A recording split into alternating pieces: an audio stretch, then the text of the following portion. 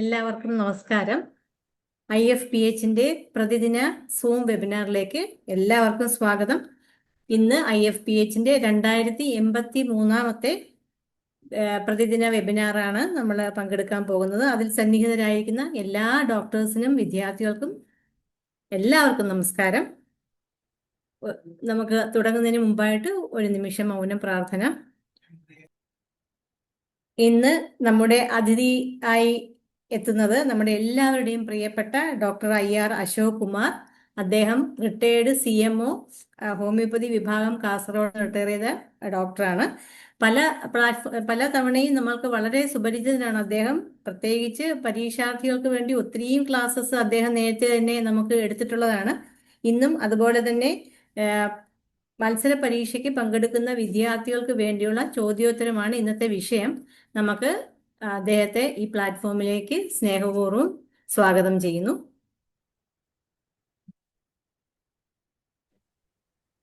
Doctor Ashok Kumar എത്തിയിട്ടുണ്ടല്ലോ? എത്തിയിട്ടുണ്ട് madam. കേൾക്കുന്നുണ്ടല്ലോ അല്ലേ? കേൾക്കാം. എല്ലാവർക്കും നമസ്കാരം.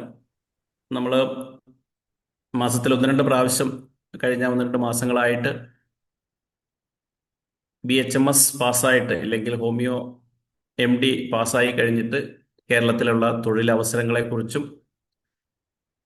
അതിനെങ്ങനെ തയ്യാറെടുക്കണം അല്ലെങ്കിൽ മെഡിക്കൽ ഓഫീസർ പരീക്ഷയുടെ സിലബസിനെ കുറിച്ചും ഒക്കെ നമ്മൾ ഡിസ്കസ് ചെയ്തുകൊണ്ടിരിക്കുകയായിരുന്നു.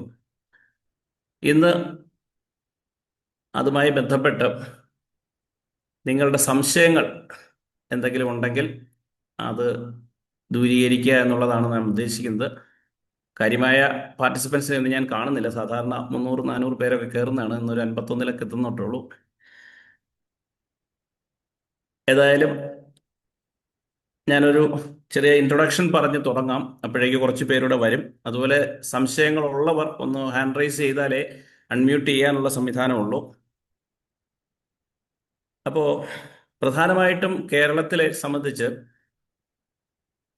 ഹോമിയോ മെഡിക്കൽ ഓഫീസർ പോസ്റ്റാണ് നമ്മളുടെ ഏറ്റവും വലിയ ഒരു തൊഴിൽ സാധ്യത എന്ന് പറയുന്നത്. കേരളത്തിൽ നിലവിൽ 709 ഗവൺമെന്റ് ഹോമിയോ ഡിസ്പെൻസറികളും 34 ആശുപത്രികളുമാണ് നമുക്കുള്ളത്. ഈ ഡിസ്പെൻസറികളിലും ആശുപത്രികളിലുമായിട്ട് ഞാൻ ഗവൺമെന്റ് സംവിധാനത്തിലെ കാര്യമാണ് പറയുന്നത്. അതിന് പുറമെ ഏതാണ്ട് 407 ആയുഷ് പ്രൈമറി ഹെൽത്ത് സെന്ററുകൾ, അതായത് നമ്മൾ NRHM ഡിസ്പെൻസറി എന്നൊക്കെ വിളിക്കുന്ന ആയുഷ് പ്രൈമറി ഹെൽത്ത് സെന്ററുകൾ അതിന് പുറമേ ഉണ്ട്. അതിനെക്കുറിച്ച് വരാം. ഗവൺമെന്റ് ഡിസ്പെൻസറികളിൽ ഈ പറഞ്ഞ 709 ഗവൺമെന്റ് ഡിസ്പെൻസറികളും 34 ആശുപത്രികളും പിന്നെ ജില്ലാ മെഡിക്കൽ ഓഫീസർമാരുടെ പോസ്റ്റും director, DMO, director, deputy director പോസ്റ്റുകളും എല്ലാം കൂടെ ആയിട്ട് ഏകദേശം 825 ഗവൺമെന്റ് പോസ്റ്റുകളാണ് നമുക്ക് മെഡിക്കൽ ഓഫീസർ തസ്തികയിൽ, ഇല്ലെങ്കിൽ medical officer, chief medical officer തുടങ്ങിയ തസ്തികകളിൽ ഹോമിയോ ഡോക്ടർമാർക്ക് ജോലി കിട്ടാനുള്ള സാധ്യത. അപ്പോൾ ഒരു വർഷം ശരാശരി ഒരു 30-35 റിട്ടയർമെന്റ് ആണ് നമുക്കുണ്ടാകുക. ഒരു PSC ലിസ്റ്റ്, 2 PSC ലിസ്റ്റുകൾ തമ്മിലുള്ള ഒരു ഇടവേള പൊതുവെ ഒരു 4-5 വർഷങ്ങളാകുമ്പോൾ ഒരു ലിസ്റ്റിൽ നിന്ന് ഒരു 150 പേര്, പരമാവധി 150 പേരൊക്കെയാണ് നമുക്ക് ഹോമിയോ മെഡിക്കൽ ഓഫീസർ പോസ്റ്റിലേക്ക് ഗവൺമെന്റ് സെക്ടറിൽ കിട്ടാനുള്ള സാധ്യത. അപ്പോൾ പിന്നീട് വേറെ സാധ്യതകൾ NHM-ലുണ്ട്, NAM-ലുണ്ട്. അതൊക്കെ നമുക്ക് വരാം. അത് കൂടാതെ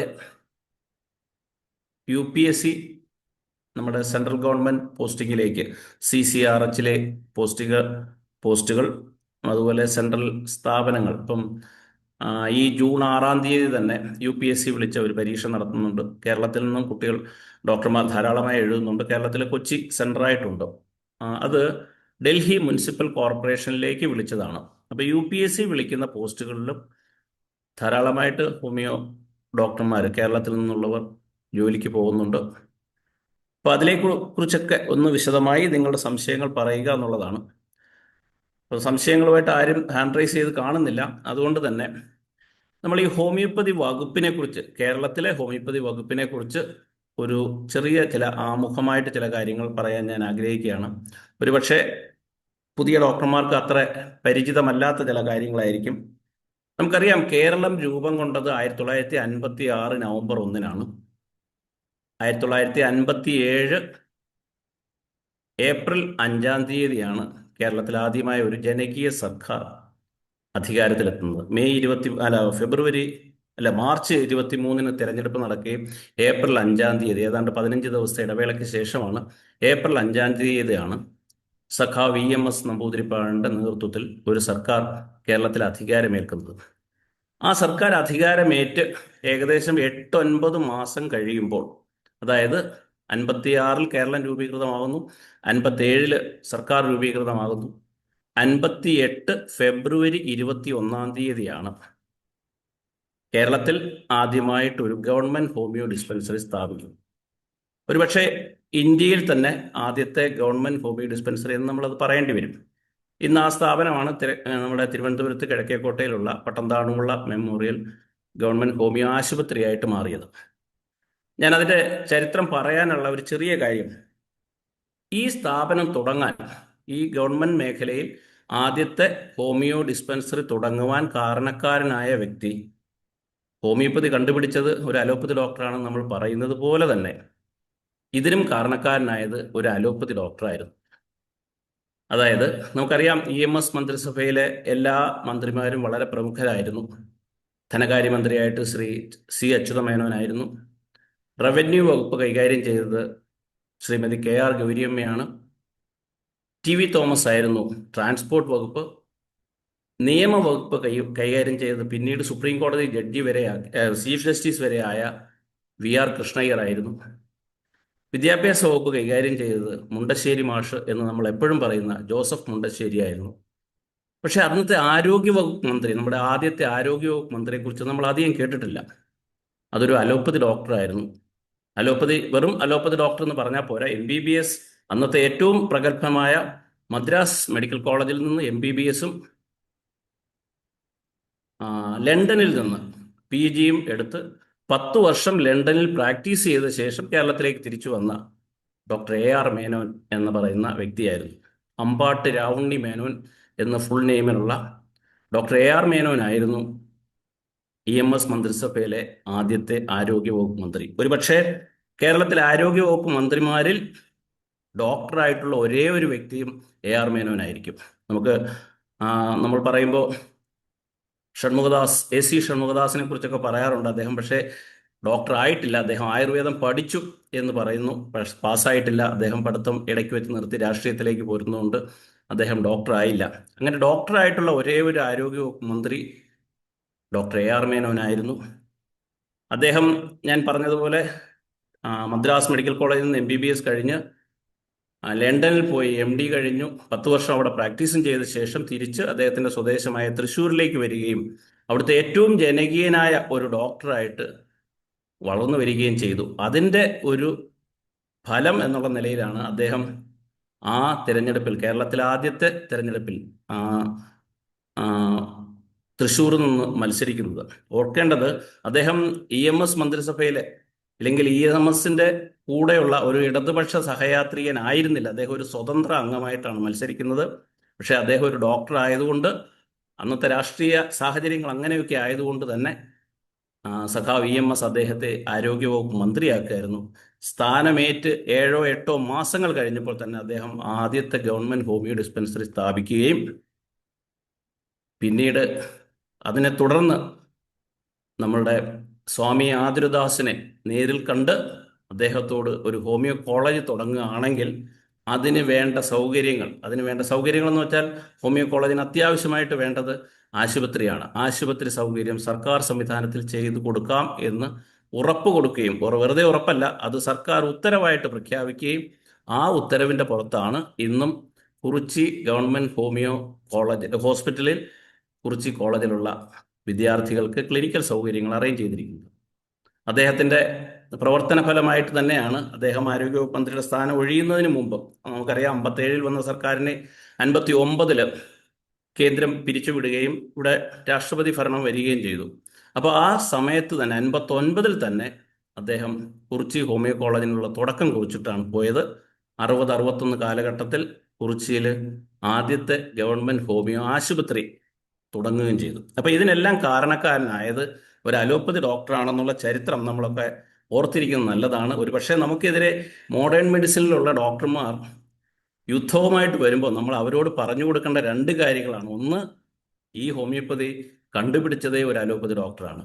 പിന്നെ ഈ ഹോമിയോപ്പതി ചികിത്സാ രീതിക്ക് കേരളത്തിൽ ഒരു വിലയും നിലയും ഉണ്ടാക്കിയത്, അല്ലെങ്കിൽ കേരളത്തിൽ ഒരു സർക്കാർ സംവിധാനത്തിൽ ആദ്യത്തെ സ്ഥാപനം രൂപീകരിച്ചത്, ആദ്യത്തെ സ്ഥാപനം മാത്രമല്ല, പിന്നീട് ഞാൻ അതിൻ്റെ ഒരു ആദ്യത്തെ ഡയറക്ടറായിരുന്ന ഡോക്ടർ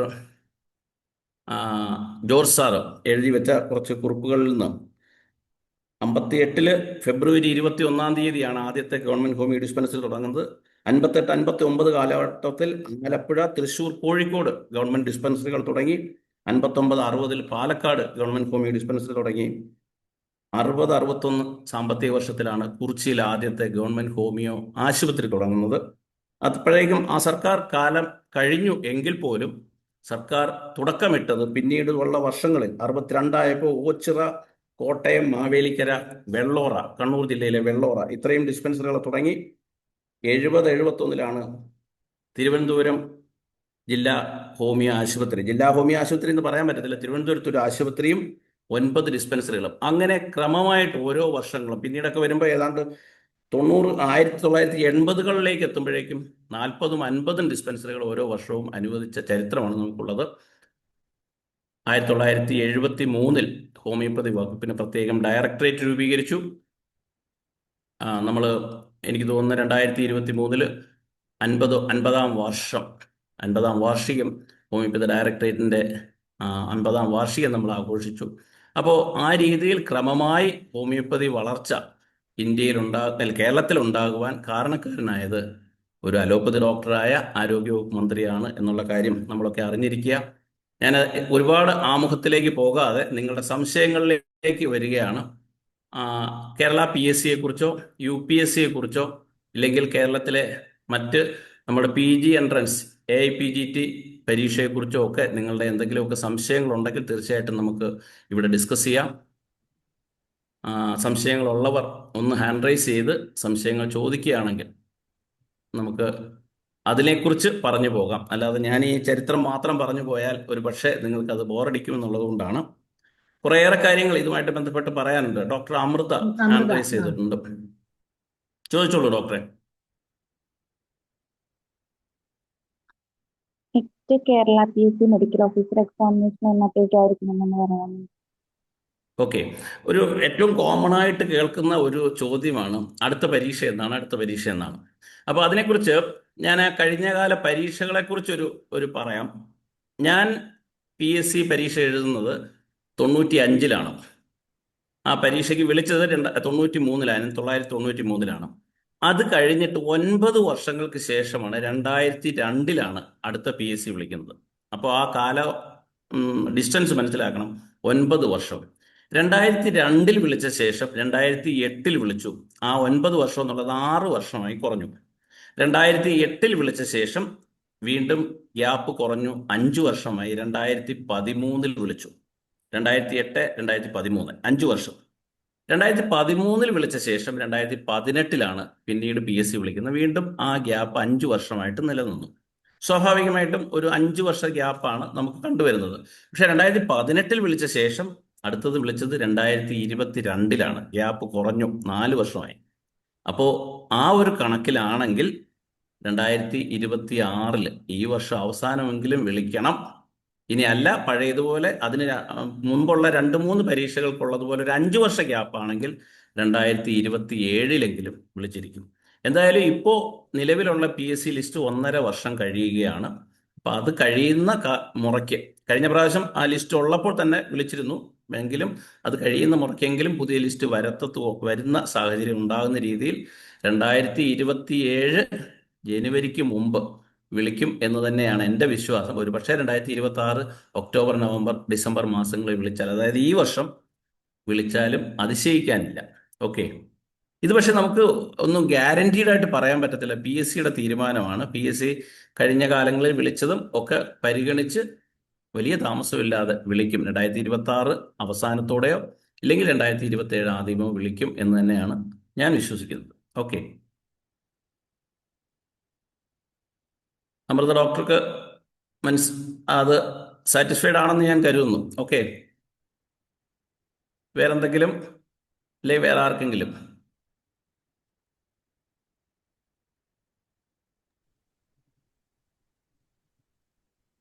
പരീക്ഷയെക്കുറിച്ച് ആർക്കും അറിയാൻ, പരീക്ഷ എന്നാന്നറിഞ്ഞാൽ മതിയോ? വേറൊന്നും അറിയാനില്ലയോ? എന്തായാലും നമ്മളൊരു അല്പം മുൻകൂട്ടി, അതായത് ഞാൻ പറഞ്ഞു ചിലപ്പോൾ 2027 വിളിക്കത്തുള്ളൂ എന്ന് പറഞ്ഞെങ്കിലും അല്പം കൂടെ മുൻകൂട്ടി 26 വിളിക്കും എന്നൊരു ധാരണയിൽ പോവുക. കാര്യം ഇപ്പോൾ പരീക്ഷ വിളിച്ചു കഴിഞ്ഞാൽ ഒരു 6 മാസത്തിനകത്ത്, നോട്ടിഫിക്കേഷൻ വന്ന 6 മാസത്തിനകത്ത് പരീക്ഷ നടക്കുന്നുണ്ട്. അപ്പോൾ 2027 ജനുവരി വിളിച്ചാൽ പോലും അടുത്ത 2027 ജൂൺ മാസത്തിനകത്ത് എക്സാം നടക്കും. അപ്പോൾ ഇനി പരമാവധി ഒരു വർഷമേ ഉള്ളൂ പരീക്ഷയ്ക്ക് പോലും. അതാണ് ഞാനിപ്പോൾ കണക്ക് കൂട്ടുന്നത്. ഓക്കെ, വേറെ ആരെങ്കിലും ഹാൻഡ് റൈസ് ചെയ്യുകയാണെങ്കിൽ ഡോക്ടർ മീര ചോദിച്ചോളൂ. മീര ഡോക്ടറെ ഒന്ന് അൺമ്യൂട്ട് ചെയ്യുക. Sir U ah P S C hello ആ ആ പറഞ്ഞു, ചോദിച്ചോളൂ. Sir U P S C എക്സാംസിന്റെ ഡീറ്റെയിൽസ് ഒന്ന് പറയാം. U U P P S S C C എക്സാംസിന്റെ ഡീറ്റെയിൽസ് യു ഒന്ന് പി എസ് സി പറയാമോ? ഇപ്പോൾ ഒരു പരീക്ഷ നടക്കാൻ പോകുന്ന കാര്യം അറിയാമോ? ജൂൺ 6 ഡൽഹി മുനിസിപ്പൽ കോർപ്പറേഷൻ, അതായത് NDMC, New Delhi municipal council medical homeo ഡോക്ടറെ വിളിച്ചുകൊണ്ടുള്ളൊരു നോട്ടിഫിക്കേഷൻ വന്നിരുന്നു. അതിൻ്റെ എക്സാം ഈ വരുന്ന ജൂൺ 6 അതിനു മുമ്പ് homoeopathy physician, homoeo medical officer, homoeo research officer, ഇതെല്ലാം കൂടെ ചേർത്ത് 2023 വിളിച്ചത്. അവിടെയും 2020 വിളിച്ചത്. അതൊരു വലിയ പിന്നെ എന്താ അതിന് പറയുന്നത്, ഒരു കമ്പൈൻ മെഡിക്കൽ ടെസ്റ്റ് എന്നോ അങ്ങനെ CBD അങ്ങനെ എന്തോ പേരിലാണ് അത് അവർ വിളിക്കുന്നത്, UPSC വിളിക്കുന്നത്. അതിനു മുമ്പ് 20 വിളിച്ചു, അതിനുശേഷം 2023 വിളിച്ചു. അപ്പോൾ അതും നമ്മൾ കാൽക്കുലേറ്റ് ചെയ്യുന്നത് 2026 ഒക്ടോബർ നവംബർ മാസങ്ങളിൽ research officer, homoeo medical officer, homoeopathy physician, ഇങ്ങനെ പല തസ്തികകളിലാണ് അവിടെ വിളിക്കുന്നത്. സ്കെയിലും വ്യത്യാസമുണ്ട്. ആ തസ്തികകളിലേക്ക് ഈ വർഷം തന്നെ 2026 തന്നെ വിളിക്കുമെന്നാണ് നമ്മൾ പ്രതീക്ഷിക്കുന്നത്. അതിനെക്കുറിച്ച് ഒരു പ്രാഥമികമായിട്ടൊരു വിവരം കിട്ടിയത് 2026 ഒക്ടോബറിലോട്ട് അതിൻ്റെ നോട്ടിഫിക്കേഷൻ വരുമെന്നാണ്. 2023 വിളിച്ചിരുന്നു, 2020 വിളിച്ചിരുന്നു, 2021. അതിനിടയിൽ ചെറിയ ചെറിയ ചില പിന്നെ പ്രത്യേക പോസ്റ്റുകളിലേക്ക് UPSC വിളിക്കാറുണ്ട്. അതിലൊരെണ്ണമാണ് ഇപ്പോൾ ന്യൂഡൽഹി മുനിസിപ്പൽ കോർപ്പറേഷനിലേക്ക് വിളിച്ചത്. അതിൻ്റെ നോട്ടിഫിക്കേഷനൊക്കെ കഴിഞ്ഞ വർഷം ഒക്ടോബറിലോ മറ്റോ വന്നിരുന്നു. ഇപ്പോൾ ജൂൺ 6 എക്സാമാണ്. കൊച്ചി ഒരു സെൻറ്ററായിട്ടുണ്ട് താനും. അപ്ലൈ ചെയ്തിട്ടുള്ളവർക്ക് മാത്രമേ എഴുതാൻ പറ്റത്തുള്ളൂ. അതാണ് UPSC കുറിച്ചുള്ള. UPSC റിസർച്ച് ഓഫീസർ CCRHൻ്റെ കീഴിലും ഒക്കെ ഇടയ്ക്ക് വിളിക്കാനായിട്ട്, അതായത് 2-3 വർഷത്തിൻ്റെ ഗ്യാപ്പിൽ വിളിക്കാൻ സാധ്യതയുണ്ട്. റിസർച്ച് ഓഫീസർക്ക് MD ആണ്, PG ക്വാളിഫിക്കേഷനാണ്. മറ്റേ മെഡിക്കൽ ഓഫീസർ അല്ലെ ഹോമിയോപ്പതി ഫിസിഷ്യൻ എന്നൊക്കെയുള്ള പോസ്റ്റിലേക്ക് BHMS ആണ്. അതിൻ്റെ കേരള PSC ആയിട്ടുള്ള വ്യത്യാസം എന്ന് വെച്ചാൽ അത് 120 മാർക്കിൻ്റെ എക്സാമാണ് സാധാരണ നടക്കുന്നത്. 2 മണിക്കൂർ എക്സാമാണ്. മാർക്കൊക്കെ നമ്മുടെ ഇവിടുത്തെ പോലെ തന്നെയാണ്. 1 മാർക്ക് പിന്നെ റൈറ്റ് ആൻസറിനും 1/3 റോങ് ആൻസറിനും. പക്ഷെ 2 മണിക്കൂർ പരീക്ഷ, 120 ക്വസ്റ്റ്യൻസ്. പക്ഷെ അവിടെ അതുപോലെ അവർ നമ്മളുടെ കേരള PSC ഒരു പ്രത്യേകത, കൃത്യമായിട്ട് സിലബസ് തരുന്നുണ്ട്. അതായത് ഓരോ സബ്ജക്റ്റും ഇത്ര മാർക്ക് വീതം എന്ന് തരുന്നുണ്ട്. പക്ഷെ അവിടെ അങ്ങനെയല്ല. അവർ മേജർ സബ്ജക്ട്സ്, മൈനർ സബ്ജക്റ്റ് എന്ന് 2ആയിട്ട് തിരിച്ചിട്ടുണ്ട്. മേജർ സബ്ജക്റ്റിൽ വരുന്നത് പ്രാക്ടീസ് ഓഫ് മെഡിസിനും ഓർഗനോണും മെട്രിയാമെഡിക്കയാണ്. അതിൽ നിന്ന് ഏകദേശം 50 മാർക്കിനോട് ചോദിക്കുകയും ബാക്കി മൈനർ സബ്ജക്റ്റുകളെല്ലാം കൂടി 50 മാർക്ക്. റെപ്പർട്ടറി ഒക്കെ അവിടെ മൈനർ സബ്ജക്റ്റിനകത്താണ് കൂട്ടിയിരിക്കുന്നത്. ഫാർമസിയും റെപ്പർട്ടറിയും മൈനർ സബ്ജക്റ്റിനകത്താണ് കൂട്ടിയിരിക്കുന്നത്. പക്ഷേ ഇവിടെ റെപ്പർട്ടറിക്ക് 15 മാർക്ക് PSCക്ക് ഉണ്ട്, കേരള PSCക്ക് ഉണ്ട്. ഞാൻ എൻ്റെ മാർക്ക് ഡിവിഷൻ നിങ്ങൾ ചോദിച്ചില്ലെങ്കിൽ പോലും ഞാൻ അവസാനം പറയാം. ഓക്കെ, അപ്പോൾ അതാണ് UPSCയെ കുറിച്ച്. ഈ വർഷം തന്നെ വിളിക്കും എന്ന് നമ്മൾ പ്രതീക്ഷിക്കുന്നുണ്ട്. 2026 ഒക്ടോബർ നവംബർ മാസങ്ങളിൽ നോട്ടിഫിക്കേഷൻ വരാൻ സാധ്യതയുണ്ട്. പിന്നെ UPSC പക്ഷേ ഇടയ്ക്കിടയ്ക്ക് വേറെ വിളിക്കുന്നുമുണ്ട്.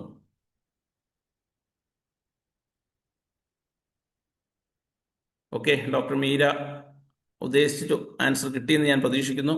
വേറെ ആരെങ്കിലും? ക്വസ്റ്റ്യൻ ഉണ്ട്. UPSCയുടെ ഏജ് ലിമിറ്റ് എത്രയാണെന്നൊരു ക്വസ്റ്റ്യൻ. UPSC അത് പറയാൻ വിട്ടുപോയതാണ്. UPSCയിൽ ഈ റിസർച്ച് ഓഫീസർക്ക് 40-ഉം മറ്റ് മെഡിക്കൽ ഓഫീസർ 35-ഉമാണ് UPSCയുടെ ഏജ്. ജനറൽ കാറ്റഗറിയാണ് ഞാൻ പറഞ്ഞത്. നമ്മുടെ PSCക്ക് ഉള്ളതുപോലെ 3 വർഷത്തെ റിലാക്സേഷൻ OBCക്കും. OBCക്ക് വേറൊരു പ്രശ്നമുണ്ട്. കേരളത്തിലെ എല്ലാ OBC ഒന്നും UPSC അപ്രൂവ് ചെയ്തിട്ടില്ല. UPSCയുടെ OBC കണക്ട് ചെയ്യുമ്പോൾ ഡൽഹി ബേസ് ചെയ്തുള്ള OBC ലിസ്റ്റ് വേണം അവർ ചോദിക്കുന്നത്. അപ്പോൾ കേരളത്തിലെ മുസ്ലിം ഒന്നും അവിടെ പലപ്പോഴും OBC ആയിട്ട് കൺസിഡർ ചെയ്യാറില്ല. കേരളത്തിലുള്ള കാൻഡിഡേറ്റ്സിനെ പലപ്പോഴും ഓപ്പൺ മെറിറ്റിലേ അവിടെ എഴുതാൻ പറ്റാറുള്ളൂ. അത് വരുമ്പോൾ 35 ആണ്. റിസർച്ച് ഓഫീസർക്ക് 40 വയസ്സുമാണ്. 35 medical officer and homoeopathy physician, 40 ആണ് റിസർച്ച് ഓഫീസർ. OBCക്കാർക്ക് 3 ഇയേഴ്സിൻ്റെ എക്സംഷൻ ഉണ്ട്, 3 ഇയേഴ്സ് റിലാക്സേഷൻ ഉണ്ട്.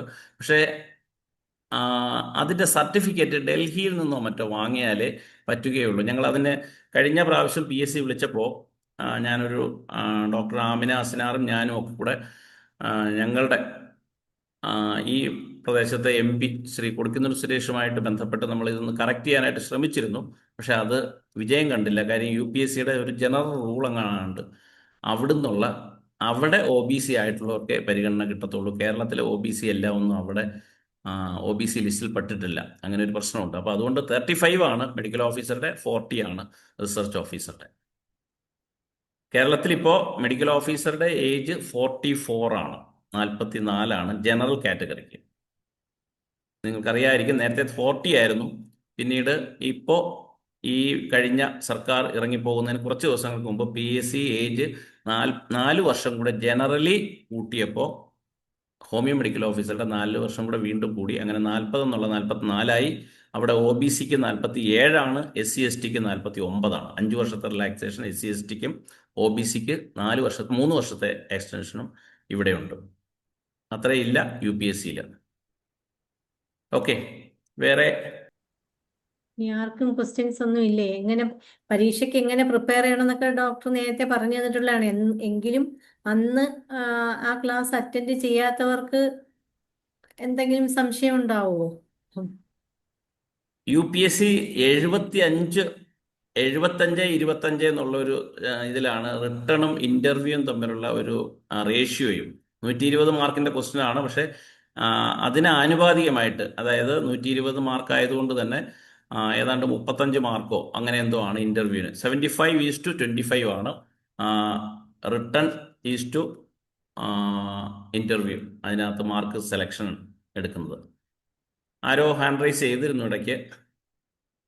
ഡോക്ടർ ഷഹാന കാണുന്നില്ല. ഉണ്ട്. ഡോക്ടറെ പിന്നെ ഈ UPSC എക്സാം എഴുതാൻ വേറെ എന്തെങ്കിലും ക്രൈറ്റീരിയ കേട്ടോ? വേറെന്തെങ്കിലും ക്രൈറ്റീരിയ ലാംഗ്വേജ് ഉദ്ദേശിക്കുന്നത്? ഇല്ലില്ല, ഇംഗ്ലീഷാണെന്ന് അവർ കൃത്യമായി പറയുന്നുണ്ട്. വേറെ എന്തെങ്കിലും ക്രൈറ്റീരിയ എന്ന് ചോദിച്ചാൽ, ഈ അടുത്ത ദിവസം പിന്നെ ഡൽഹിയിലെ വേറെ കുറച്ച് പോസ്റ്റിലേക്ക് അവർ വിളിച്ചിരുന്നു. പക്ഷെ അത് ഡൽഹിയിലുള്ളവർക്ക് മാത്രമായിട്ട് ചുരുക്കിയിരുന്നു. പക്ഷെ അത് UPSC അല്ല വിളിച്ചത്. അത് പിന്നെ ഒരു കോൺട്രാക്ട് പോസ്റ്റിംഗ് ആയിട്ട്, അതായത് നാമിലാണ് വിളിച്ചത്. അവിടെ അത് ഡൽഹി രജിസ്ട്രേഷൻ ഉള്ളവർക്ക് മാത്രമേ അവർ അപ്രൂവൽ കൊടുത്തിട്ടുള്ളൂ. ലാംഗ്വേജ് ഇംഗ്ലീഷ് തന്നെയാണ്. ഡോക്ടറെ UPSCക്ക് ഇപ്പോൾ കേരളത്തിൽ സെന്റർ ഉണ്ടോ? എറണാകുളം സെന്റർ ഉണ്ട്. മുമ്പ് പക്ഷെ ഈ കഴിഞ്ഞ പ്രാവശ്യം എറണാകുളത്ത് മെയിൽ ഡോക്ടേഴ്സിനൊന്നും എറണാകുളം കിട്ടിയില്ല. ബാംഗ്ലൂരൊക്കെയാണ് സെന്റർ കിട്ടിയത്. അങ്ങനെ ഒരു പ്രശ്നമുണ്ട്. അല്ല, അത് ഇവിടെ ഈ കേരളത്തിൽ നിന്ന് പോകുന്ന കുറെ പേര് ഒരുമിച്ച് റിസൈൻ ചെയ്ത് ഇങ്ങോട്ട് വരാൻ തുടങ്ങി, മെഡിക്കൽ ഓഫീസറുണ്ട്. അപ്പൊ അതുകൊണ്ട് അവർ ഇവിടെ മലയാളം കട്ട് ചെയ്യാൻ വേണ്ടി ഇടയ്ക്കാണ് ഡിസിഷൻ എടുത്തിരുന്നു. ആണ് ചോദിച്ചത്. ഇപ്പൊ ഉള്ള 20 years ബാക്ക് 25 years ബാക്ക് അങ്ങനെ സംഭവം ഉണ്ടായിരുന്നു. കുറെ പേരൊന്നും വന്നിട്ടില്ലെന്ന് തോന്നുന്നു. ഒരാളിപ്പോ വന്നു. അതവിടെ പിന്നെ ഇപ്പോഴത്തെ കാര്യമല്ല പറഞ്ഞത്, ഒരു 25 വർഷം മുമ്പുള്ള കാര്യം പറഞ്ഞത്. ഒരുപാട് പേര് ഇവിടുന്ന് അങ്ങോട്ട് ആ ഇരട്ട സ്പീഡിൽ തിരിച്ചു വന്നു. അങ്ങനെ അവര് സെന്റർ അങ്ങ് നിർത്തിയതാണ് ചോദിച്ചത്. അങ്ങനെ വരുന്നുണ്ട്. പക്ഷെ ഇപ്പൊ ഈ ജൂൺ 6-ാം തീയതി നടക്കുന്ന എക്സാമിന് കൊച്ചി സെന്റർ ഉണ്ടെന്ന് പറഞ്ഞിട്ടുണ്ട്. സെന്റർ അവർ അനൗൺസ് ചെയ്തു. എവിടെയാണെന്ന് പറഞ്ഞിട്ടില്ല. കൊച്ചി സെന്റർ ഉണ്ടെന്ന് പറഞ്ഞിട്ടുണ്ട്. പക്ഷേ ഈ കൊച്ചി ചോദിച്ചിട്ടുള്ളവർ തന്നെ അവർ 3 ചോയ്സ് ചോദിക്കണമെന്ന് പറഞ്ഞിട്ടുണ്ട്. ബാക്കിയുള്ളവർ ബാംഗ്ലൂരും ഒക്കെയാണ് ചോദിച്ചിരിക്കുന്നത്. കഴിഞ്ഞ പ്രാവശ്യം അങ്ങനെ ചോദിച്ച മെയിൽ കാൻഡിഡേറ്റ്സിനെ എല്ലാം ബാംഗ്ലൂരിലേക്ക് വിട്ട ഒരു ചരിത്രമുണ്ട്. അപ്പൊ അതുപോലെ ഈ പ്രിപ്പറേഷൻ എന്ന് പറയുമ്പോൾ ശരിക്കും പരീക്ഷ എടുക്കുമ്പോഴല്ല, പഠിച്ചുകൊണ്ടിരിക്കുമ്പോൾ ആ ഒരു ആംഗിളിൽ കാണുകയും പഠിക്കുകയും ചെയ്യും. തീർച്ചയായിട്ടും. അതിപ്പോൾ UPSC ആയാലും കേരള PSC ആയാലും വർഷങ്ങളോളം നന്നായിട്ട്. ഇപ്പം ഞാനൊക്കെ പരീക്ഷ എഴുതുന്ന സമയത്ത് ഞാൻ പറയുമായിരുന്നു, ഞങ്ങൾ അന്ന് 3000-നടുത്ത് അന്നും പരീക്ഷ എഴുതാനുണ്ട്. പക്ഷേ നമ്മളൊരു 100-150 പേരെ പ്രിപ്പയർ ചെയ്ത് പോയിട്ടുള്ളൂ. ബാക്കിയുള്ളവരൊക്കെ തലേ ദിവസമൊക്കെ എടുത്ത് കീനോട്ടൊക്കെ എടുത്ത് നോക്കിയിട്ടൊക്കെ വന്നവരാണ്. അത് അന്ന് അങ്ങനെ ആയിരുന്നു. പക്ഷേ ഇപ്പോഴങ്ങനെയല്ല. ഇപ്പോൾ വർഷങ്ങളായിട്ട് സിസ്റ്റമാറ്റിക് ആയിട്ട് പഠിച്ച് പോകുന്നവരുണ്ട്. ആ, അങ്ങനെയുള്ളവർക്കേ കിട്ടാനുള്ള സാധ്യതയേ ഉള്ളൂ. പ്രത്യേകിച്ച് ഒരുപാട് പേര് PG പഠിച്ചുകൊണ്ടൊക്കെ ഇരിക്കുന്നവർ, പല കോളേജുകളിലും PG first year second year, അവരൊക്കെ ആ ഒരു പഠിത്തത്തിൻ്റെ മൂഡിലാണ്. പിന്നെ ചിലരൊക്കെ PG കഴിഞ്ഞിട്ടും ആ, മറ്റു പലതും മാറ്റി വെച്ചിട്ട് എന്നോട് തന്നെ ചോദിച്ചു, ഞാൻ കല്യാണം ഒന്ന് മാറ്റി വെച്ചിരിക്കുകയാണ്, അടുത്ത PSC എന്നത്തേക്ക് വരും, അങ്ങനെ ചോദിച്ചവരുണ്ട്. ഞാനത് വെറുതെ പറയുന്നതല്ല. ആ, അങ്ങനെയൊക്കെ വളരെ കൃത്യമായിട്ട് പഠിക്കുന്നവരുണ്ട്. അപ്പോൾ അതുപോലെ വർക്ക് ചെയ്താലേ കിട്ടത്തുള്ളൂ. വേറെ ആരോ ഹാൻഡ് റൈസ് ചെയ്തു, ഇല്ലെങ്കിൽ ഞാൻ ആ ക്വസ്റ്റ്യൻ്റെ ചില പ്രത്യേകതകളൊന്ന് പറയായിരുന്നു. എന്താണെന്ന് ചോദിച്ചോളൂ.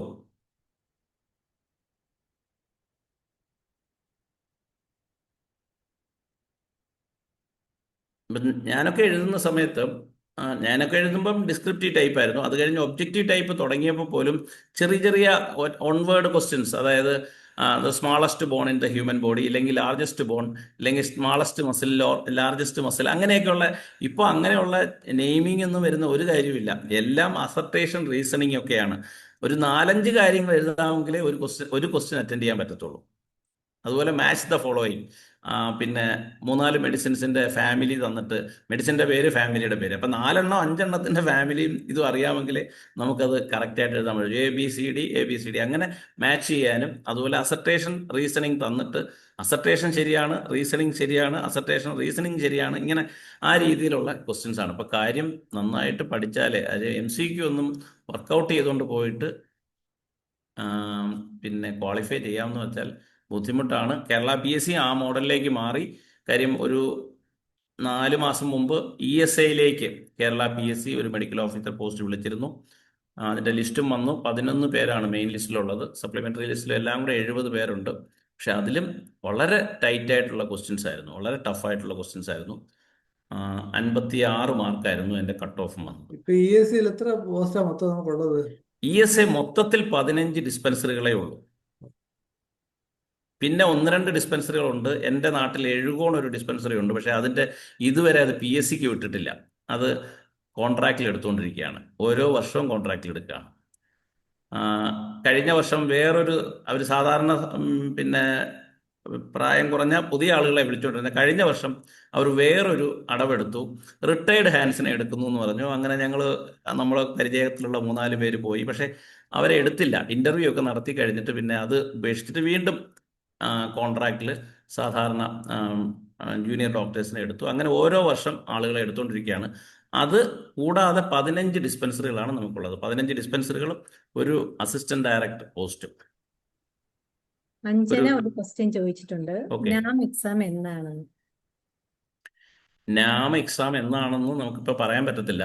ഒന്നാമത്തെ കാര്യം, നാമിൻ്റെ നിലവിലൊരു ലിസ്റ്റുണ്ട്.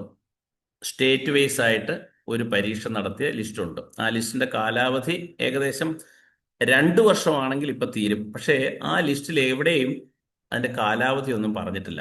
കാരണം എന്താ? അത് പറയാത്തതിന് അവരുടെ കുറ്റമല്ല. കാര്യം ഞാൻ പോസ്റ്റിംഗ് തന്നെ 1 വർഷത്തേക്കാണ്. 1 വർഷത്തേക്കുള്ള കരാറാണ്. ഏപ്രിൽ 2-ാം തീയതി മുതൽ പിറ്റേ വർഷം മാർച്ച് 31 വരെയുള്ള കോൺട്രാക്റ്റാണ് ഞാൻ.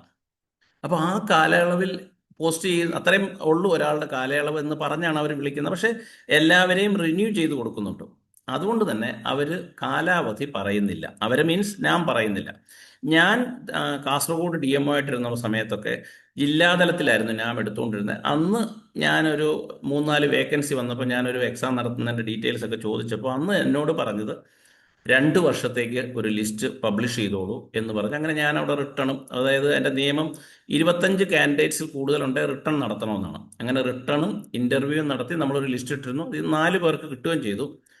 അന്ന് പറഞ്ഞത് 2 വർഷം ലിസ്റ്റിന് കാലാവധി ഉണ്ടെന്നാണ്. പക്ഷേ ആ 2 വർഷം കാലാവധി ഉണ്ടെന്ന് തന്നെ ഞാൻ ലിസ്റ്റിൻ്റെ മുകളിൽ ടൈപ്പ് ചെയ്ത് വിട്ടിരുന്നു. പക്ഷേ 2 വർഷത്തിന് മുമ്പേ തന്നെ ആ ലിസ്റ്റ് ക്യാൻസൽ ചെയ്യിച്ചു എന്ന് പറഞ്ഞാൽ അപ്പോഴാണ് സ്റ്റേറ്റ് വൈസ് ആയിട്ട് വിളിക്കാൻ തീരുമാനിക്കുകയും.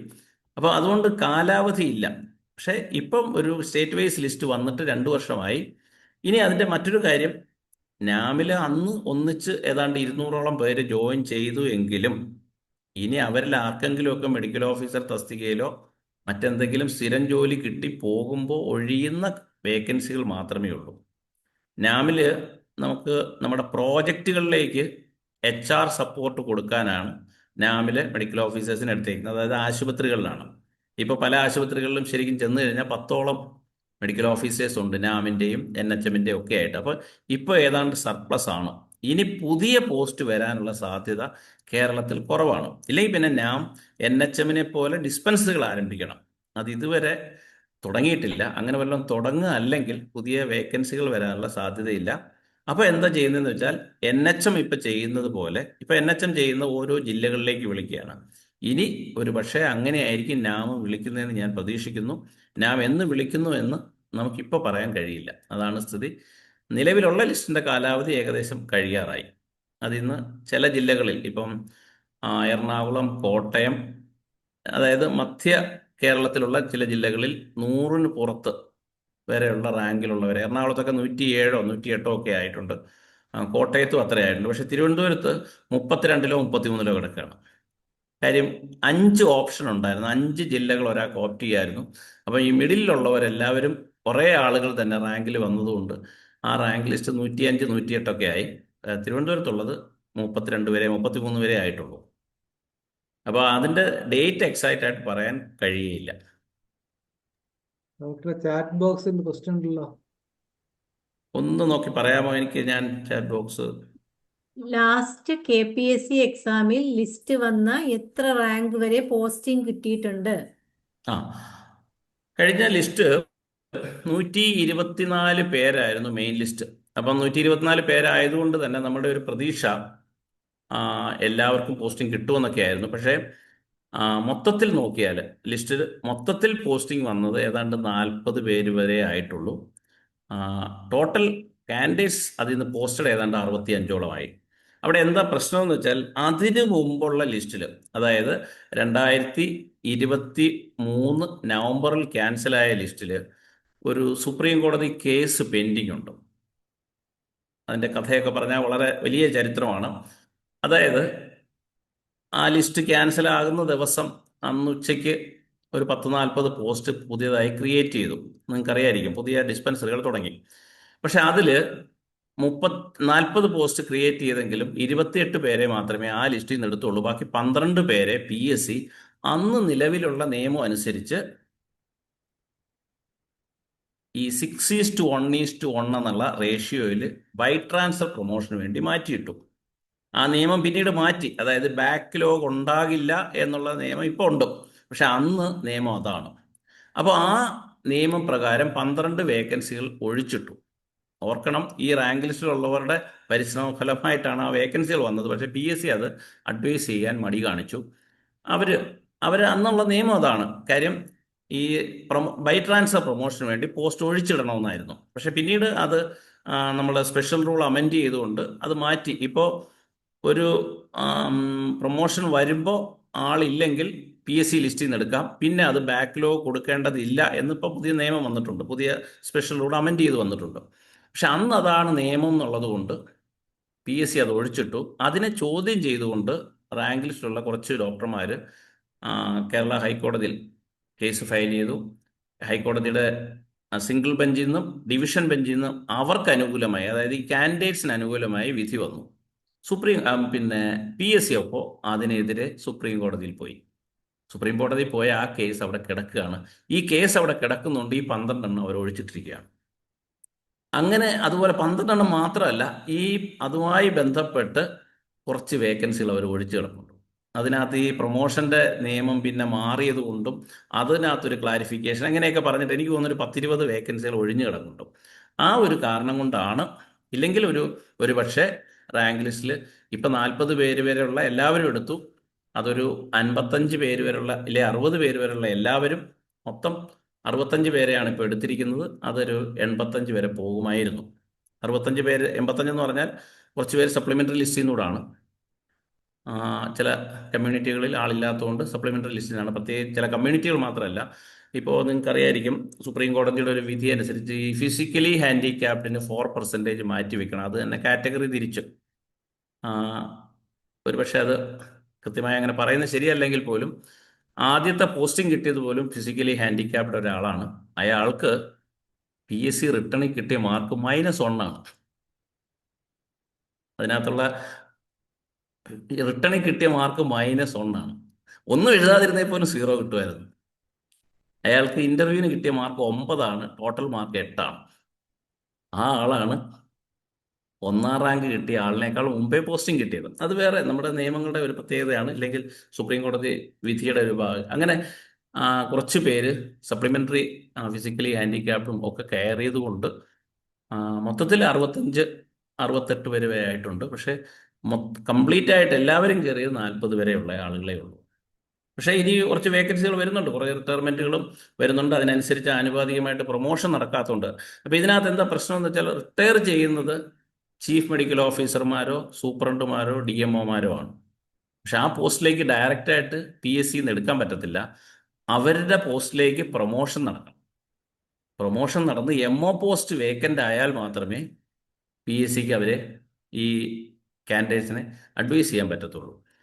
നമ്മളുടെ ഡിപ്പാർട്ട്മെൻറ്റിൽ കുറച്ച് ഇങ്ങനെയുള്ള കാര്യങ്ങൾ കുറച്ച് ഡിലേ ഉണ്ട്. DPC കൂടാൻ പഴയതിനേക്കാൾ ഇപ്പോൾ കുറച്ചുകൂടെ ബെറ്റർ ആയിട്ടുണ്ട്. എങ്കിൽ പോലും അത്തരം ഡിലേകളൊക്കെ ഉള്ളതുകൊണ്ട് റിട്ടയർമെൻറ്റ് വേക്കൻസികൾ താഴേക്ക് വരാൻ കുറച്ച് സമയമെടുക്കും.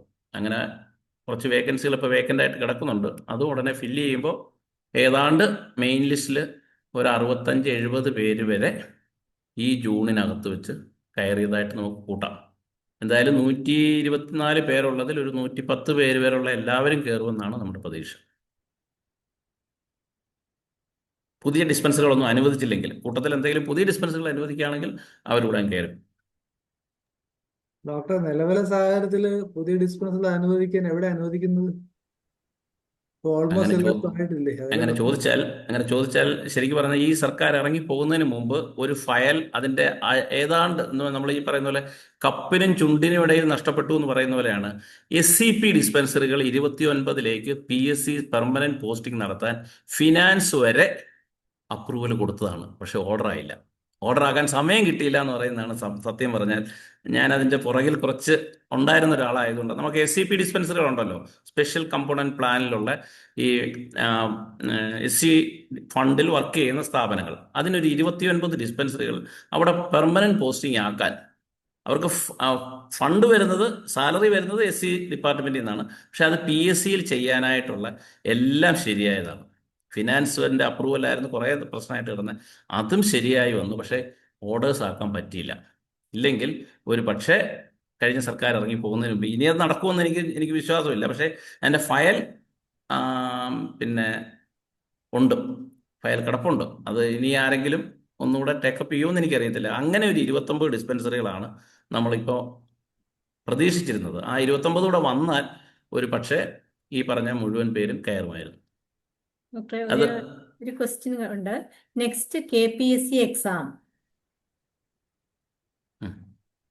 എന്താണെന്നാണോ? അതെ. അത് നമ്മൾ ആദ്യമേ പറഞ്ഞതാണ്. ഈ വർഷം അവസാനം വിളിക്കാനുള്ള സാധ്യതയുണ്ട്. അത് ഈ പറഞ്ഞതുപോലെ PSCയുടെ തീരുമാനമാണ്. കേരള PSC എന്ന് തീരുമാനിക്കുന്നു, അവരുടെ ബോർഡ് കൂടി തീരുമാനിക്കുമ്പോൾ മാത്രമേ നമുക്കതിൻ്റെ ഡേറ്റ് എന്നത്തേക്ക് വിളിക്കും. ഇപ്പം ഇന്നലെ ഒരു നോട്ടിഫിക്കേഷൻ, ഒരു ബോർഡ് കൂടി തീരുമാനമുണ്ടായി, CDPOയുടെ പോസ്റ്റ്. ഞാൻ അതിനകത്ത് വിശദമായി നോക്കി, ഹോമിയോ മെഡിക്കൽ ഓഫീസർ വന്നിട്ടുണ്ടോന്ന്. ഇല്ല. അതൊക്കെ ഈ ജൂൺ മാസം 5-ാം തീയതി വിളിക്കും. പിന്നെ വിമൻ പോലീസ് ഓഫീസർ, അങ്ങനെ കുറേ പോസ്റ്റുകൾ വിളിക്കാനായിട്ട് PSC ഇന്നലെ തീരുമാനിച്ചിട്ടുണ്ട്. അത് ജൂൺ 5-ാം തീയതിയാണ് അതിൻ്റെ നോട്ടിഫിക്കേഷൻ വരുന്നത്. അതുപോലെ PSC ബോർഡ് കൂടി തീരുമാനിക്കുമ്പോഴേ നമുക്കറിയാൻ പറ്റത്തുള്ളൂ കൃത്യമായിട്ട് എന്ന് വിളിക്കുമെന്ന്. പക്ഷെ ഞാൻ മുമ്പേ പറഞ്ഞതുപോലെ ഒരു 4 വർഷത്തെ ഗ്യാപ്പിൽ വിളിക്കുകയാണെങ്കിൽ, മുമ്പ് 2018 വിളിച്ചിട്ട് 2022 വിളിച്ചതുപോലെ വിളിക്കുകയാണെങ്കിൽ 22 വിളിച്ചിട്ട് 26 വിളിക്കണം. 26 വിളിച്ച് അതിൻ്റെ ആ ഒരു ഞാൻ പറഞ്ഞ 6 മാസ കാലയളവിൽ പരീക്ഷ നടത്തി റിസൾട്ട് വന്നാൽ ഈ ലിസ്റ്റ് തീരുന്നതിന് കഴിഞ്ഞിട്ടേ ലിസ്റ്റ് വരത്തുള്ളൂ. അതാണ് ഈ ലിസ്റ്റ് 1.5 വർഷമായി. ഇനി 1.5 വർഷത്തിനകത്തെ പുതിയ ലിസ്റ്റ് വരാൻ സാധ്യതയുള്ളൂ. അപ്പം അതുകൊണ്ട് വേണമെങ്കിൽ ഈ വർഷം വിളിക്കാം, അത്രേ പറയാൻ പറ്റും. ഒരു ക്വസ്റ്റ്യൻ ഉണ്ട്. ഡോക്ടർ നസ്രീന ചോദിക്കുന്നു, NHM and NAM age limit 40 വയസ്സാണ് ഇപ്പോൾ. ഇനി വേണമെങ്കിൽ ഈ പറഞ്ഞ പോലെ PSC ഏജ് കൂട്ടിയത് കൊണ്ട് വേണമെങ്കിൽ ശ്രമിക്കാം. ഇപ്പോൾ നിലവിലുള്ളത് NHM-ലും NAM-ലും 40 വയസ്സാണ്. അത് കോൺട്രാക്ട് പോസ്റ്റിംഗ് ആയതുകൊണ്ട് 40 വയസ്സായിട്ടാണ് അത് ഫിക്സ് ചെയ്തിരിക്കുന്നത്. 40 വയസ്സെന്ന് പറയുമ്പോൾ അതിനകത്ത് ഒരു കാര്യമുള്ളത്, 41 കഴിയാത്തവരും 40 വയസ്സാണ്. ഇവിടെ ചിലരൊക്കെ 40 കംപ്ലീറ്റ് ചെയ്തു എന്ന് പറഞ്ഞിരിക്കുന്നവരുണ്ട്. പക്ഷേ 41ലേക്ക് എത്തിയില്ലെങ്കിൽ 40 വയസ്സായിട്ട് തന്നെയാണ് കൺസിഡർ ചെയ്യുന്നത്.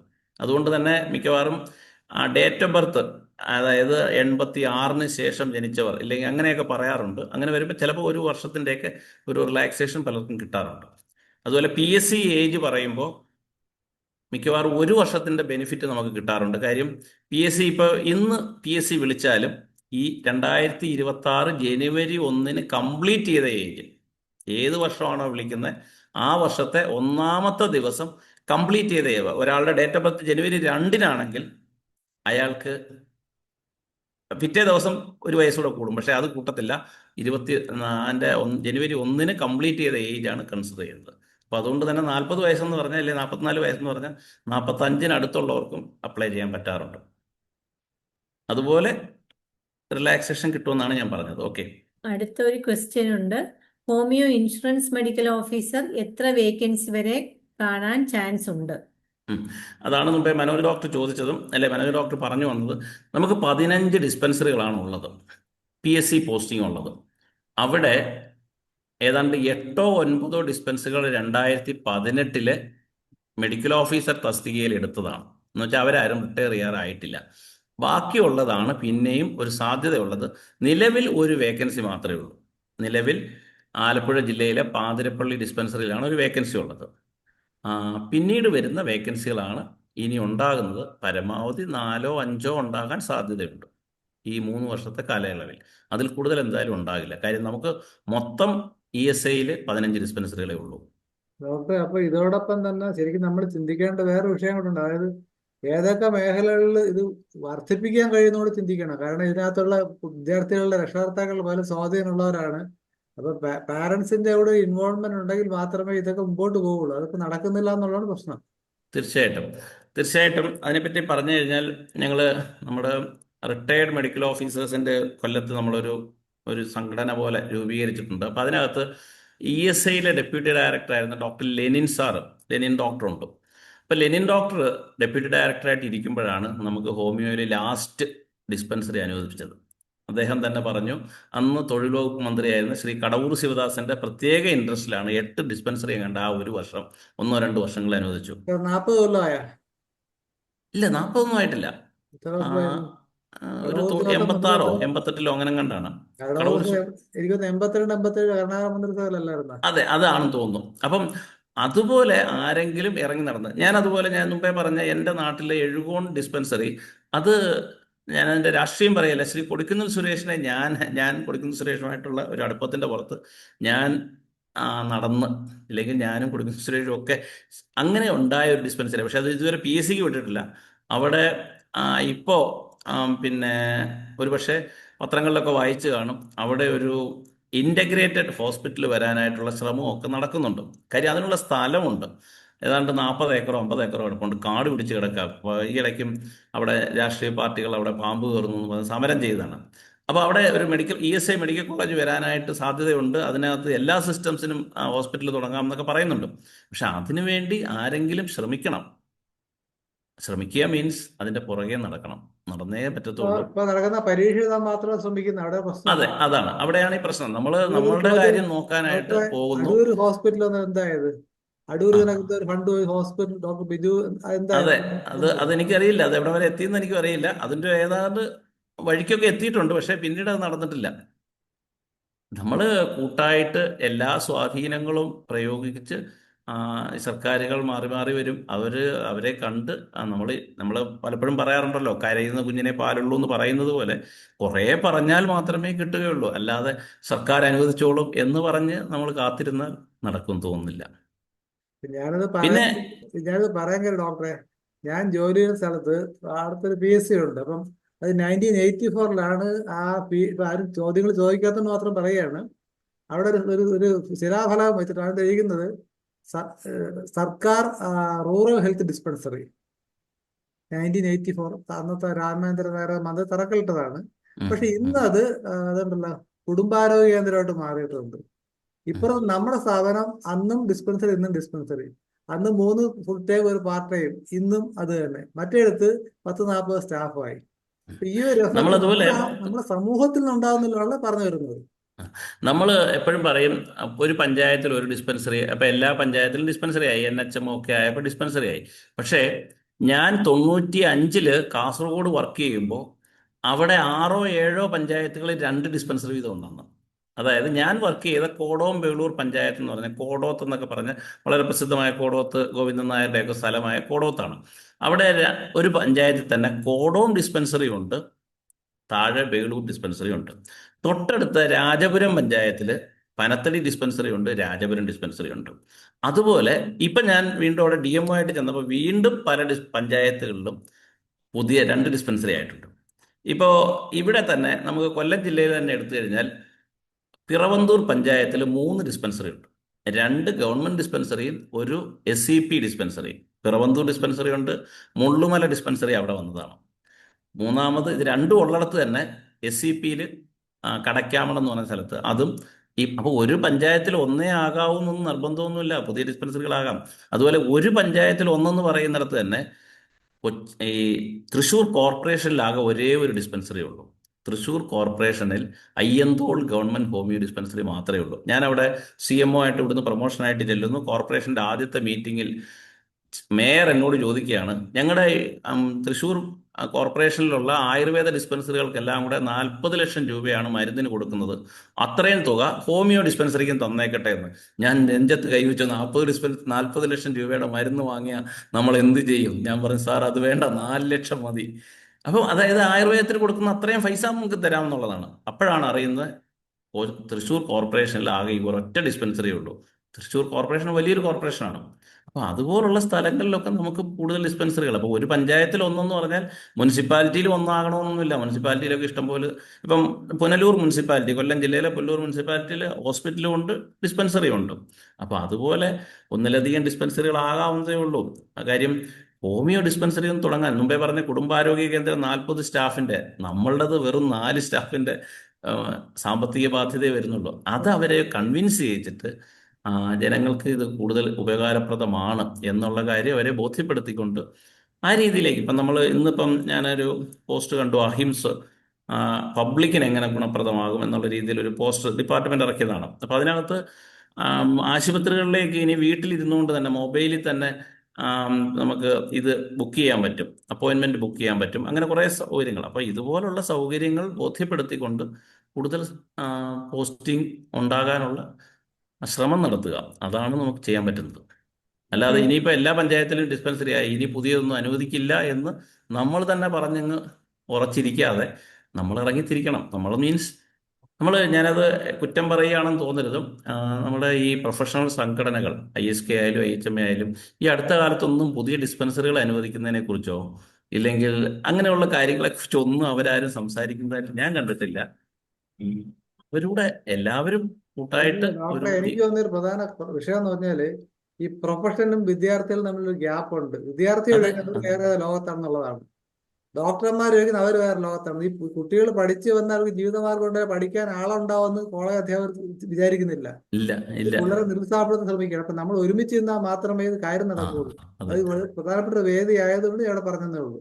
തീർച്ചയായിട്ടും ഒരു ചോദ്യമുണ്ട്. Sources for non homoeopathy subject in KPSC ഏതൊക്കെയാ നോൺ ഹോമിയോപ്പതി സബ്ജക്ട് പഠിക്കുന്നത്? അതായത് കേരള PSC കൃത്യമായിട്ട് മാർക്ക് പറഞ്ഞ് തന്നെ നമ്മുടെ സിലബസ് ഇറക്കിയിട്ടുണ്ട്. അതായത് 55 മാർക്കാണ് ഹോമിയോപ്പതി സബ്ജക്റ്റുകൾക്ക്. അതായത് 15 മാർക്ക്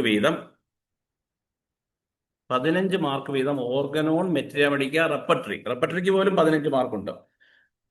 അങ്ങനെ 45-ഉം ഫാർമസിക്ക് 10 മാർക്കുമായിട്ട് 55 മാർക്ക്. ബാക്കി 45 മാർക്കാണ് പിന്നെ നോൺ ഹോമിയോപ്പതി സബ്ജക്റ്റ്. അതിൽ തന്നെ 10 mark practice medicine, 7 mark pathology, microbiology and പാരസൈറ്റോളജി, community medicine 8 mark. അപ്പോൾ 10-ഉം 8-ഉം 18-ഉം 7-ഉം 25. പിന്നെ 5 മാർക്ക് വീതം സർജറി, ഗൈനക്കോളജി 35. ബാക്കി forensic medicine 4, anatomy 4,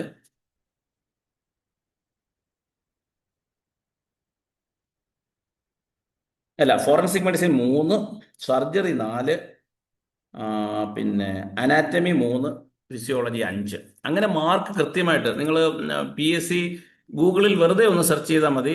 Kerala homeo medical officer Kerala PSC syllabus എന്ന് പറഞ്ഞാൽ നമുക്കതിൻ്റെ ഡീറ്റെയിൽഡ് സിലബസ് കിട്ടും. അതിൽ തന്നെ ഓരോന്നും എന്തൊക്കെ ചോദിക്കും എന്ന് പ്രത്യേകം ഞാൻ അതിൻ്റെ വേണമെങ്കിൽ ഹോമിയോപ്പതി മെട്രിയാമെഡിക്കയുടെ സിലബസ് ഒന്ന് വായിക്കാം. 15 മാർക്ക്.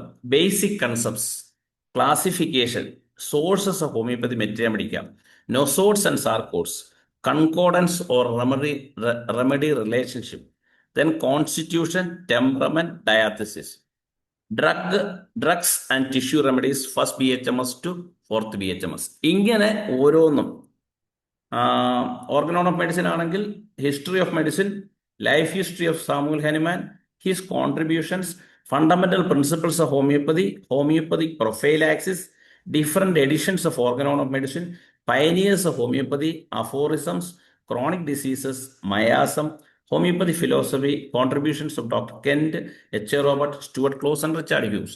ഇങ്ങനെ പറഞ്ഞ് ഡീറ്റെയിൽഡ് ആയിട്ട് 15 മാർക്ക് എന്ന് പറഞ്ഞു. അതായത് ഹോമിയോപ്പതി സബ്ജക്റ്റിൽ ഓർഗനോണും മെട്രിയാമെഡിക്കയും റെപ്പർട്ടറിക്കും 15 വീതം 45, 10 മാർക്ക് ഫാർമസിയും ചേർത്ത് 55 മാർക്കും, ബാക്കി നോൺ ഹോമിയോപ്പതി സബ്ജക്റ്റ് 45 മാർക്കും. ആ 45 മാർക്കും എങ്ങനെയാണെന്ന് കൃത്യമായി കൊടുത്തിട്ടുണ്ട്. കഴിഞ്ഞ 3 പരീക്ഷയ്ക്ക്, അതായത് 2018, 2023, ഇപ്പോൾ ESAയിൽ നടന്ന പരീക്ഷ, ഇത് 3ലും ഇത് കൃത്യമായി അവർ പാലിച്ചിട്ടുമുണ്ട്. അവർ അടിയിലൊരു ചെറിയ ഏറ്റവും താഴെ ഒരു പിന്നെ ഒരു ചെറിയ ജാമ്യം എടുത്തിട്ടുണ്ട്. It may be noted that apart from these topics detailed above, questions from other topics prescribed for the educational qualification of the post may also appear in the question paper. There is no undertaking that all the topics above may be covered in the question paper. ഇങ്ങനെ പറഞ്ഞിട്ടുണ്ടെങ്കിൽ പോലും, അതായത് അങ്ങനെ cover ചെയ്യണമെന്ന് നിർബന്ധമൊന്നുമില്ല, BHM സിലബസിലുള്ള എന്ത് ചോദിക്കാം എന്ന് പറഞ്ഞിട്ടുണ്ടെങ്കിൽ പോലും കഴിഞ്ഞ 3 പരീക്ഷയ്ക്കും ഇതേ രീതിയിൽ 1 മാർക്ക് പോലും അങ്ങോട്ടും ഇങ്ങോട്ടും വ്യത്യാസം വരാത്ത രീതിയിൽ ഈ മാർക്ക് ഡിവിഷൻ വെച്ചാണ് Kerala PSC homeo medical officer post നടത്തിയിരിക്കുന്നത്. ഇപ്പം ESAയിലേക്ക് നടത്തിയ ക്വസ്റ്റിനും ഇങ്ങനെ തന്നെയാണ്. ഞാൻ അതിൻ്റെ സിലബസാണ് എൻ്റെ കയ്യിലിരിക്കുന്നത്. അപ്പോൾ അതുകൊണ്ട് നോൺ ഹോമിയോപ്പതി സബ്ജക്റ്റ് 45 മാർക്ക്. അതിൽ തന്നെ പ്രാക്ടീസ് ഓഫ് മെഡിസിനും 10 മാർക്കും, കമ്മ്യൂണിറ്റി മെഡിസിൻ 8 മാർക്കും, പതോളജി 7 മാർക്കും. 10, 8, 18, 7, 25. ബാക്കി 20 ബാക്കി എല്ലാം കൂടെ. ഡോക്ടർ, ഒരു ക്വസ്റ്റ്യനും കൂടെ. നെക്സ്റ്റ് KPSC എത്ര വേക്കൻസി ഉണ്ടാവാൻ ചാൻസ് ഉണ്ട്? അതാണ് ഞാൻ ആദ്യം പറഞ്ഞു തുടങ്ങിയത്. നമുക്ക് ഏതാണ്ട് 825 മെഡിക്കൽ ഗവൺമെന്റ് ഡോക്ടർമാരാണ് നമ്മുടെ ഡിപ്പാർട്ട്മെന്റിലുള്ളത്. അവരിൽ ഒരു ശരാശരി 30 പേര് വീതം ഒരു വർഷം റിട്ടയർ ചെയ്യുമെന്നാണ് ഞാൻ കണക്കൂട്ടുന്നത്. അങ്ങനെ വരുമ്പോൾ ഞാൻ മുമ്പേ പറഞ്ഞ പോലെ 4 വർഷത്തിൽ ഒരിക്കലാണ് ഇപ്പോൾ വിളിക്കുന്നത്. 4 വർഷത്തിൽ 30 വീതം, ഒരു 120 വേക്കൻസി മാക്സിമം, അത്രയൊക്കെ ഉണ്ടാകാനുള്ള സാധ്യതയുള്ളൂ. പിന്നെ ചിലരൊക്കെ പിന്നെ ഇതുപോലെ ഹോമിയോ കോളേജിലേക്ക് ഇപ്പോൾ കഴിഞ്ഞ അസിസ്റ്റന്റ് പ്രൊഫസർ തസ്തികയിലേക്ക് പോയതിൽ ഒരു 4-5 പേര് ഹോമിയോ മെഡിക്കൽ ഓഫീസർമാരാണ്. ഒരു പക്ഷേ അതിൽ കൂടുതലുണ്ടോ എന്ന് തന്നെ സംശയമുണ്ട്. ചിലർ ചിലപ്പോൾ ലോങ് ലീവ് ഒക്കെ എടുത്ത് വിദേശത്തേക്കൊക്കെ അങ്ങ് പോകുന്നുണ്ട്. അങ്ങനെയൊക്കെ പോകുന്ന ഒരു 10 വേക്കൻസികൾ കൂടെ ഒക്കെ വന്നാൽ ഒരു 130-നും 150-നും ഇടയിലുള്ള വേക്കൻസികളാണ് നമുക്ക് പ്രതീക്ഷിക്കാൻ പറ്റുന്നത്. ഡോക്ടർ നേരത്തെ പറഞ്ഞല്ലോ ഈ ക്വസ്റ്റിന്റെ കാര്യമൊക്കെ, അത് ശരിക്കും പറഞ്ഞാൽ നമ്മൾ പ്രോപ്പറായിട്ട് റെപ്രസെന്റ് ചെയ്താൽ നടക്കുന്ന കാര്യമാണ്. കാരണം ഞാൻ ആ PG അസോസിയേഷൻ സെക്രട്ടറിയുടെ സമയത്താണ് നമ്മൾ ഈ ഒരു നിർദ്ദേശം PSCക്ക് വെക്കുന്നത്. തീർച്ചയായിട്ടും അതാണ്. ഒരു സമയത്ത് ജനറൽ നോളജ് ഒക്കെ ചോദിച്ചിരുന്നു. ഒരു സമയത്ത് ഓരോ ക്വസ്റ്റ്യൻ ഇടുന്ന ആളുടെ ഇൻട്രസ്റ്റ് അനുസരിച്ച്, അതായത് മെട്രിയാമെഡിക്ക മാത്രം ചോദിക്കാറുണ്ടായിരുന്നു, ഓർഗനോൺ മാത്രം ചോദിക്കാറുണ്ടായിരുന്നു, ഇങ്ങനെയൊക്കെയുള്ള ക്വസ്റ്റ്യൻ. ഇപ്പോഴാണ് ഇത് വളരെ സിസ്റ്റമാറ്റിക് ആയിട്ടായത്. അതിൻ്റെ പിന്നിൽ ഈ പറഞ്ഞതുപോലെ ചിലരുടെ വളരെ ആത്മാർത്ഥമായ പരിശ്രമമുണ്ട്. അതിനെക്കുറിച്ച് പറയുമ്പോൾ ഒരു ചെറിയ സംഭവം ഞാൻ പറയാം. ഈ NHM ഇപ്പം ജില്ലാതലത്തിലാണ് പരീക്ഷ നടത്തുന്നത്. ഇപ്പം കണ്ണൂർ NHM ഒരു പരീക്ഷ നടത്തി. ആ ക്വസ്റ്റ്യൻസ് എല്ലാം ജനറൽ നോളജും മെൻ്റൽ എബിലിറ്റിയും, ഹോമിയോപ്പതിയായിട്ട് ഒരു ക്വസ്റ്റ്യനും ഇല്ല. ഞാൻ അന്ന് തന്നെ നമ്മളുടെ ഒരു ഇതുണ്ട്, അക്കാഡമിയുടെ പേരുണ്ട്, അതിൻ്റെ ഒരു ലെറ്റർ ഹെഡൊക്കെ ഉണ്ടാക്കിയിട്ട് ഞാൻ NHM സ്റ്റേറ്റ് മിഷൻ ഡയറക്ടർ, അദ്ദേഹത്തിൻ്റെ പേര് ഞാൻ ഇപ്പോൾ ഓർക്കുന്നില്ല, ഒരു ഹിന്ദി പുള്ളിക്കൊരു കത്തയച്ചു. ഇങ്ങനെ ചെയ്യുന്നത് വളരെ കഷ്ടമാണ്, ഹോമിയോപ്പതി പരീക്ഷയാണെന്ന് പറയുകയും ജനറൽ നോളജും മെൻ്റൽ എബിലിറ്റിയും ഒക്കെ ചോദിച്ചത്. അദ്ദേഹം അന്നൊരു മറുപടി അയച്ചു, അതെൻ്റെ കയ്യിൽ ഇപ്പോൾ ഉണ്ട്. ഇനിമേലിൽ അങ്ങനെ ഉണ്ടാകാതിരിക്കാൻ നമ്മൾ ശ്രദ്ധിക്കാം, ഡയറക്ഷൻ കൊടുക്കാം. കേരള PSCയുടെ അതേ രീതിയിൽ, അപ്പം നമ്മൾ പറഞ്ഞിട്ടുണ്ടായിരുന്നു കേരള PSC ഇങ്ങനെയാണ്, ക്വസ്റ്റ്യൻ്റെ പാറ്റേൺ ഇതാണെന്നൊക്കെ പറഞ്ഞപ്പോൾ അതേ മോഡൽ പിന്നീട് അതിനുശേഷം എറണാകുളം നടത്തി, കോട്ടയം നടത്തി, ഇപ്പം മലപ്പുറം വിളിച്ചിട്ടുണ്ട്, ഡേറ്റ് ആയില്ലെന്ന് തോന്നുന്നു. ഏതാണ്ട് 5 ജില്ലകൾ പിന്നീട് നടത്തി. ഇവരെല്ലാവരും ഈ പറഞ്ഞ സിലബസ് ഫോളോ ചെയ്തു. അതാണ് അതിന്റെ പ്രത്യേകത. നമ്മളത് ഈ പറഞ്ഞ പോലെ ചോദ്യം ചെയ്യണം. ചോദ്യം ചെയ്താൽ മാത്രമേ അത് ചെയ്യത്തുള്ളൂ. അതുപോലെ ഒരുപാട് പേര് ആവശ്യപ്പെട്ടിട്ടാണ് PSC ഇത്തരത്തിലൊരു രീതിയിലേക്ക് വന്നത്. കൃത്യമായിട്ട് സിലബസ് പറയുകയും മാർക്കിന്റെ ഡിവിഷൻ പറയുകയും ചെയ്തിട്ട് ക്വസ്റ്റ്യൻ തയ്യാറാക്കുന്ന രീതിയിലേക്ക് വന്നത്. ഡോക്ടറെ 2 ക്വസ്റ്റ്യൻസും കൂടെ ഉണ്ട്. സമയവും കുറച്ചേ ഉള്ളൂ. കുഴപ്പമില്ല. മെയിൻ ലിസ്റ്റ് എത്ര പോസ്റ്റിംഗ് നടക്കുമ്പോഴാണ് കാസ്റ്റ് ബേസ്ഡ് റിസർവേഷൻ പോസ്റ്റിംഗ് നടക്കുക? അതിന്റെ ക്രൈറ്റീരിയ എങ്ങനെയാണ്? അതിന് ഹോമിയോ മെഡിക്കൽ ഓഫീസർക്ക് മാത്രമായിട്ടൊരു ക്രൈറ്റീരിയ ഇല്ല. 50% വീതമായിരുന്നു നേരത്തെ. 50% ജനറൽ കാറ്റഗറിയും 50% റിസർവേഷനും. ഇപ്പോൾ ജനറൽ കാറ്റഗറിക്ക് 40 ഉള്ളൂ. ആ 10% EWS എന്ന് പറഞ്ഞ, അതായത് ഫോർവേഡ് കാസ്റ്റിലെ എക്കണോമിക്കലി ബാക്ക്വേർഡ് ആയിട്ടുള്ള, ഞാൻ വേണമെങ്കിൽ അതിൻ്റെ ഒരു റൊട്ടേഷൻ പറയാം. ഒന്ന് ജനറൽ കാറ്റഗറി, അതായത് തുടങ്ങുന്നത് ഇപ്പം ഒരു പുതിയ ലിസ്റ്റ്, ആദ്യമായിട്ട് ഒരു മെഡിക്കൽ ഓഫീസർ പോസ്റ്റ് തുടങ്ങുകയാണെങ്കിൽ സാധാരണ ഒരു ലിസ്റ്റിൽ എവിടെയാണ് നിൽക്കുന്നത് അതിനടുത്ത ആൾക്ക് ആ രീതിയിലായിരിക്കും തുടങ്ങുന്നത്. അപ്പോൾ first open merit, 2 Ezhava, 3 open merit, 4 മുസ്ലിം, 5 ഓപ്പൺ മെറിറ്റ്, അങ്ങനെ ഒരു റൊട്ടേഷൻ ഉണ്ട്. ആ റൊട്ടേഷൻ ചാർട്ട് നിങ്ങൾ PSCയുടെ സൈറ്റിലോ ഇല്ലെങ്കിൽ എവിടെയെങ്കിലും ചോദിച്ചാൽ കിട്ടുന്നതാണ്. എൻ്റെ കയ്യിലുണ്ട്, ഞാനത് ഡീറ്റെയിൽ ആയിട്ട് വായിക്കുന്നില്ല. 9ാമത്തെ ഇപ്പോൾ ശരിക്കും ഓപ്പൺ മെറിറ്റ് ആയിട്ട് വരേണ്ടിയിരുന്നത് ഇപ്പോൾ EWS ആണ്. അതായത് ഫോർവേഡ് കാസ്റ്റിലെ എക്കണോമിക്കലി വീക്കർ സെക്ഷൻസ്. ഇപ്പോൾ 9, 19, 29, 39, 49, 59 അങ്ങനെ 99 വരെ, അതായത് 100 പേരിൽ 10 എണ്ണം എക്കണോമിക്കലി ബാക്ക്വേർഡൂടെ പോയപ്പോൾ ഇപ്പോൾ റിസർവേഷൻ ഇല്ലാത്ത കമ്മ്യൂണിറ്റിക്ക് 40% കിട്ടത്തുള്ളൂ. അത് ഒന്നിടവിട്ടുള്ള രീതിയിൽ വരുമെന്ന് പറയാം. അതിൽ 8 കഴിഞ്ഞ് 9ാമത്തെ ഓപ്പൺ മെറിറ്റ് ആയിരുന്നതാണ് EWSന് പോയത്. അങ്ങനെ അതിനൊരു റൊട്ടേഷൻ ചാർട്ടുണ്ട് PSCക്ക്. ആ ചാർട്ട് വെച്ചിട്ടാണ്, അതായത് 100ൽ 40 റിസർവേഷൻ ഇല്ലാത്തവർക്ക് കിട്ടത്തുള്ളൂ. പക്ഷേ ഇപ്പം ചിലപ്പോൾ 2ാമത്തെ ആൾ തന്നെ റിസർവേഷൻകാരനാണ്, അയാൾ റിസർവേഷനിലും കയറി പോകും. അപ്പം 2ാമത്തെ ഒരാളുടെ ഇത് കുറഞ്ഞു കിട്ടും. അതുകൊണ്ടാണ് ഇപ്പം 40 പേര് മൊത്തം കയറിയപ്പോൾ 65 വരെ ലിസ്റ്റ് നീങ്ങിയതിൻ്റെ കാര്യം അതാണ്. അങ്ങനെ ഒരു റൊട്ടേഷൻ ഉണ്ട് PSCക്ക്. അത് PSCയുടെ സൈറ്റിലോ അല്ലെങ്കിൽ ഗൂഗിളിൽ അല്ലെങ്കിൽ ChatGPTയിൽ അടിച്ചു നോക്കിയാലും മതി. കേരള ഗവൺമെന്റ് പോസ്റ്റിങ്ങിന്റെ റൊട്ടേഷൻ ചാർട്ട് തരണമെന്ന് പറഞ്ഞാൽ അവരിട്ട് തരും, ഓരോ കമ്മ്യൂണിറ്റികളുടെയും ഓപ്പൺ മെറിറ്റിന്റെയും വെച്ചിട്ട്. അടുത്ത ഒരു ക്വസ്റ്റ്യൻ, UPSC വഴി കേരളത്തിൽ എവിടെയൊക്കെ പോസ്റ്റിംഗ് കിട്ടും? UPSC വഴി കേരളത്തിൽ പോസ്റ്റിംഗ് കുറിച്ചി സെൻട്രൽ റിസർച്ചിൽ മാത്രമേ ഉള്ളൂ. പിന്നെ national institute of homoeopathy for mental research, ആ സ്ഥാപനം കുറിച്ചിയിൽ മാത്രമേ ഉള്ളൂ കേരളത്തിൽ പെർമനന്റ് പോസ്റ്റിംഗ്. അവിടെ റിസർച്ച് ഓഫീസറായിട്ടും കിട്ടും, മെഡിക്കൽ ഓഫീസറായിട്ടും കിട്ടും. അതല്ലാതെ കേരളത്തിൽ വേറെ സെൻട്രൽ ഗവൺമെന്റ് സ്ഥാപനങ്ങളൊന്നും തന്നെ ഇല്ല ഹോമിയോപ്പതിക്ക്. ഒരു ക്വസ്റ്റ്യൻ കൂടെ, NHM കോൺട്രാക്ട് ബേസിലാണോ സെലക്ട് ചെയ്യുന്നത്? അത് NHM നിയമനം 2010 തുടങ്ങി. 2010 മുതൽ NHM ചെയ്യുന്നതെല്ലാം കോൺട്രാക്റ്റ് ആണ്. ആ കോൺട്രാക്റ്റ് മുമ്പേ പറഞ്ഞതുപോലെ 1 വർഷത്തേക്കാണ്. നിങ്ങൾ പോസ്റ്റിംഗ് കിട്ടുന്നത് ചിലപ്പോൾ ജനുവരിയിലാണെങ്കിൽ പോലും ആ വർഷം മാർച്ച് 31 വരെയുള്ള 200 രൂപ പത്രത്തിൽ ഒരു കരാർ എഴുതി വെക്കുകയാണ്. ഒരു കരാർ എഗ്രിമെന്റ് ആണ്. അത് പ്രിന്റഡ് മാറ്റർ ഉണ്ട്. അതിനകത്ത് NHMന്റെ ഡിസ്ട്രിക്ട് പ്രോഗ്രാം മാനേജറും നിങ്ങളുമായിട്ട്, ആ ഡോക്ടറുമായിട്ടാണ് കരാർ വെക്കുന്നത്. ആ കരാറിൽ കണ്ടീഷൻ എന്ന് വെച്ചാൽ ഒരു ഫിക്സഡ് സാലറി തരും. സാലറി എന്നല്ല, നോട്ട് ആസ് സാലറി എന്ന് പറയുന്നത്, ആസ് റെമ്യൂണറേഷൻ. ഒരു ഫിക്സഡ് എമൗണ്ട്, അതായത് തുടക്കത്തിൽ കയറുന്ന ആൾക്ക് ഇപ്പം 40 രൂപയും കണ്ടാണ് കൊടുക്കുന്നത്. അവർക്ക് വേറെ ഒരു ക്ലെയിമിനും അവകാശമില്ല എന്നും അവരെ ഈ പറയുന്ന ഡേറ്റിൽ ടെർമിനേറ്റ് ചെയ്യുമെന്നും, അതായത് മാർച്ച് 31 ടെർമിനേറ്റ് ചെയ്യുമെന്നും. ഇനി ഈ കാലാവധിയുടെ ഇടയിൽ തന്നെ ഓൾ ഓൺ എ സഡൻ ഇന്ന് ടെർമിനേറ്റ് ചെയ്താൽ 30 ദിവസത്തെ, നിങ്ങൾ ജോലി ചെയ്യാതെ 30 ദിവസത്തെ സാലറി തരും. അതുപോലെ നിങ്ങൾക്കും പിരിഞ്ഞു പോകണമെന്നുണ്ടെങ്കിൽ 30 ദിവസം മുമ്പേ നോട്ടീസ് കൊടുക്കണം. അതും അതിനകത്തുണ്ട്. ഇനി നിങ്ങൾ ഓൾ ഓൺ എ സഡൻ പിരിഞ്ഞു പോവുകയാണെങ്കിൽ, ആ പ്രയർ നോട്ടീസ് ഇഷ്യൂ ചെയ്യാതെ പിരിഞ്ഞു പോവുകയാണെങ്കിൽ അവരാവശ്യപ്പെടുന്ന തുക, അതായത് ഒരു 30 ദിവസത്തെ സാലറി തിരിച്ചടക്കേണ്ടി വരും. ഇങ്ങനെ ഒരു 200 രൂപ പത്രത്തിൽ, അതാണ് കരാർ നിയമനം എന്ന് പറഞ്ഞാൽ അങ്ങനെയാണ്. കരാർ വെച്ചിട്ടാണ് അത് പോസ്റ്റിംഗ് കിട്ടുന്നത്. പക്ഷേ ഈ 2010 ജോയിൻ ചെയ്തവർ 16ഉം 17ഉം വർഷമായിട്ട് ഇപ്പോഴും തുടരുന്നുണ്ട്. കാര്യം മാർച്ച് 31-ന് പിരിച്ചുവിടുന്നു. ഏപ്രിൽ 1-ന് അവർക്ക് ബ്രേക്കാണ്. ഏപ്രിൽ 2-ന് അവരുമായിട്ട് വീണ്ടും കരാർ വയ്ക്കുകയാണ് ചെയ്യുന്നത്. അങ്ങനെ വർഷങ്ങളായിട്ട് കണ്ടിന്യൂ ചെയ്തുകൊണ്ടിരിക്കുകയാണ്. പക്ഷെ ചിലരെ അപ്പം ഈ കണ്ടിന്യൂ ചെയ്യുന്നതിനകത്ത് ഒരു കണ്ടീഷനുണ്ട്. ഒരു അപ്രൈസൽ DMOയും DPMO അപ്രൂവ് ചെയ്യണം. ആ അപ്രൈസലിൽ കുറേ ക്വസ്റ്റ്യൻസ് ഉണ്ട്. അതിനകത്ത് ചില മാർക്കിംഗ് ഉണ്ട്. അതിൽ 75% മാർക്ക് കിട്ടുന്നില്ല എങ്കിൽ അവരെ പിരിച്ചുവിടാവുന്നൊരു കണ്ടീഷനുണ്ട്. അതിൻ്റെ പേരിൽ ഒരു മൊത്തത്തിൽ എനിക്ക് തോന്നുന്നു ഒരു 10-25 പേരെ ഇതിനകം പിരിച്ചുവിട്ടിട്ടുണ്ട്. അത് അതായത് ജില്ലാ DPMനൊക്കെ ചില ബുദ്ധിമുട്ടുകൾ ഉണ്ടാക്കിയിട്ടുള്ളവരെയൊക്കെ പിരിച്ചുവിട്ടിട്ടുണ്ട്. അത്രയേ ഉള്ളൂ. ബാക്കിയുള്ളവരെല്ലാം കണ്ടിന്യൂ ചെയ്യുന്നുണ്ട്. ഓക്കെ ഡോക്ടറെ, വളരെ നന്ദി.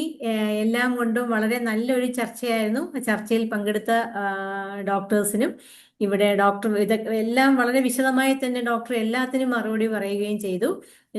എല്ലാം കൊണ്ടും എല്ലാവർക്കും വളരെ പ്രയോജനപ്പെട്ട ഒരു ചർച്ചയായിരുന്നു ഇത്. ഡോക്ടർ IR അശോക് കുമാറിനെ ഒരു തിരുത്തുണ്ട് എനിക്ക്. ഞാൻ CMO ചീഫ് മെഡിക്കൽ ഓഫീസർ എന്നാണെന്ന് തോന്നുന്നു പറഞ്ഞത്. ഡോക്ടർ ഡിസ്ട്രിക്ട് മെഡിക്കൽ ഓഫീസറായിട്ട് കാസർഗോഡ് നിന്ന് റിട്ടയർ ചെയ്തതാണ്. എൻ്റെ സീനിയറാണ്. എനിക്ക് വളരെ വേണ്ടപ്പെട്ട ഡോക്ടറാണ്. അപ്പം എല്ലാം കൊണ്ടും വളരെ നല്ലതായിരുന്നു ചർച്ച. ഡോക്ടർ എപ്പോഴും നമുക്ക് വളരെ ഏറെ അറിവുകൾ തരുന്നതിൽ വളരെ പ്രഗത്ഭനാണ്. എന്ത് കാര്യം നമുക്ക് ചോദിക്കാം ഡോക്ടറോട്. അപ്പം ഇത്രയും നല്ലൊരു വേദി ഒരുക്കി തന്നതിന് IFPHന്റെ പേരിൽ എൻ്റെ സ്വന്തം പേരിൽ ഞാൻ ഡോക്ടർക്ക് വളരെയേറെ സ്നേഹത്തോടെ നന്ദി പറയുന്നു. ഇനിയും ഈ പ്ലാറ്റ്ഫോമിൽ വീണ്ടും വരിക. ഞങ്ങൾക്ക് എല്ലാവർക്കും പ്രയോജനപ്രദമായിരുന്നു ക്ലാസ്. ഇവിടെ സന്നിഹിതരായ എല്ലാവർക്കും, ഈ ചർച്ചയിൽ പങ്കെടുത്ത എല്ലാ ഡോക്ടേഴ്സിനും നന്ദി പറയുന്നു. നമ്മൾക്ക് വീണ്ടും അടുത്ത ദിവസം ഇതേ പ്ലാറ്റ്ഫോമിൽ വീണ്ടും കാണാം. നന്ദി. Thank you doctor Sheela Kaviraj. Thank you all. തീർച്ചയായിട്ടും നമ്മൾ ഇതുപോലുള്ള ഡിസ്കഷൻസ് ഇനിയും ഉണ്ടാകുന്നതാണ്. ഞാൻ കഴിഞ്ഞ 2 ക്ലാസ്സുകൾ ഈ പറഞ്ഞ പോലെ മോട്ടിവേഷൻ ക്ലാസ്സുകളായിരുന്നു. അതായത് കഴിഞ്ഞ റാങ്ക് ലിസ്റ്റുകളിൽ ആദ്യ റാങ്കുകളിൽ വന്നവരുമായിട്ട് അതേ സെഷൻ കണ്ടിന്യൂ ചെയ്യാമെന്നാണ് ഞാൻ കരുതിയത്. പക്ഷേ ഒരുപാട് പേര് ഇതുപോലെ സംശയങ്ങൾ ചോദിക്കുന്നതുകൊണ്ടാണ് ഇങ്ങനെ ഒരു സംശയ കവർ ചെയ്യുന്ന ഒരു ഒരു സെഷൻ ചെയ്യാമെന്ന് കരുതിയത്. തീർച്ചയായിട്ടും പങ്കെടുക്കാൻ കഴിഞ്ഞതിലുള്ള സന്തോഷം, ഷീല ഡോക്ടറെ കാണാൻ കഴിഞ്ഞതിലുള്ള സന്തോഷമൊക്കെ പറഞ്ഞുകൊണ്ട് ഞാൻ അവസാനിപ്പിക്കുന്നു. നന്ദി, നമസ്കാരം. നമ്മുടെ IFPHന്റെ സൂം വെബിനാർ ഇവിടെ സമാപിക്കുന്നതായിട്ട് പറയുന്നു. നന്ദി, നമസ്കാരം. വീണ്ടും നാളെ കാണാം.